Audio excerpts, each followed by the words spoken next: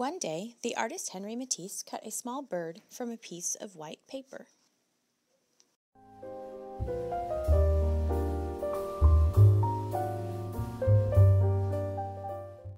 It was a simple shape, but he liked the way it looked and didn't want to throw it out, so he pinned it on the wall of his apartment to cover up a stain.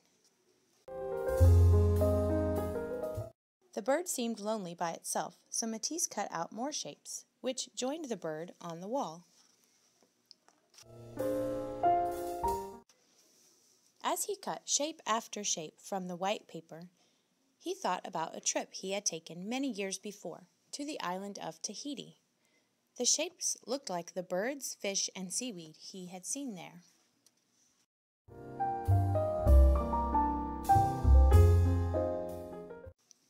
As his scissors glided through the paper, he thought about how a bird must feel when it flies.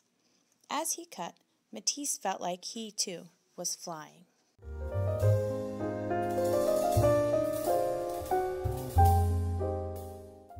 Soon, his walls were covered with plant and animal shapes. They captured the feeling of soaring and the sensation of swimming, but they didn't convey the bright blue of the sky or the deep blue of the sea.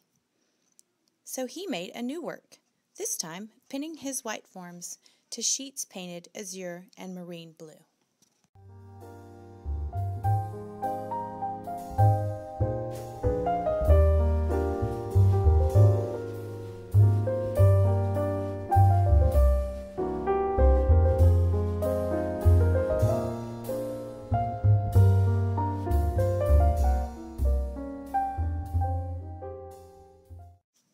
When he saw how the color brought his shapes to life, he asked his assistants to paint sheets of paper in a range of shades, from vermilion to lemon to violet. Instead of using only white paper, he decided he would make his shapes by cutting directly into color.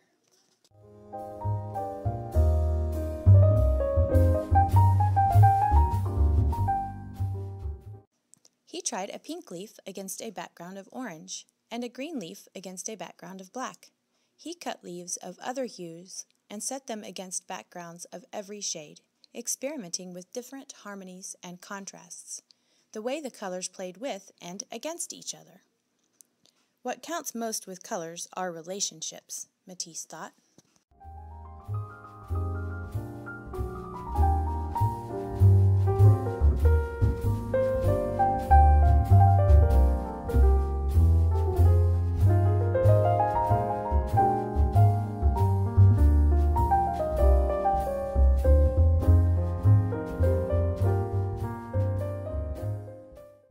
Matisse cut and cut. The leftover paper fell to the floor.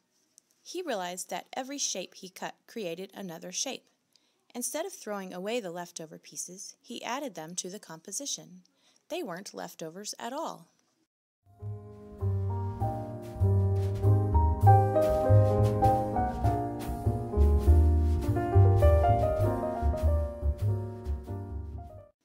Sometimes the shape he cut were simple, like squares. But when he arranged them in just the right way, they took flight, like a swarm of bees.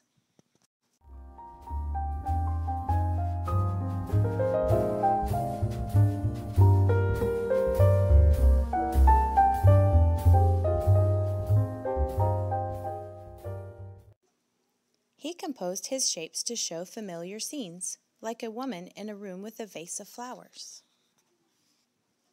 And he turned familiar objects into simple forms, which he then composed into patterns.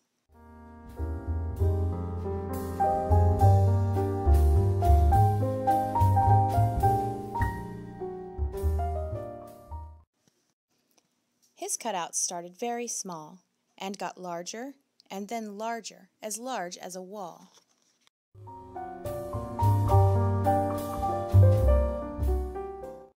Until they stretched across the walls of his studio, curving around corners and covering doors.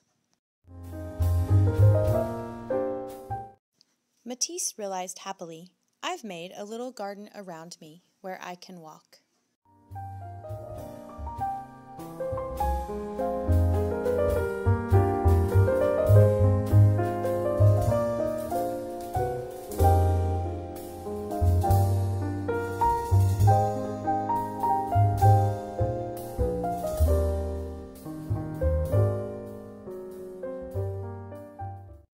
And for his garden, Matisse cut a small bird from a piece of blue paper.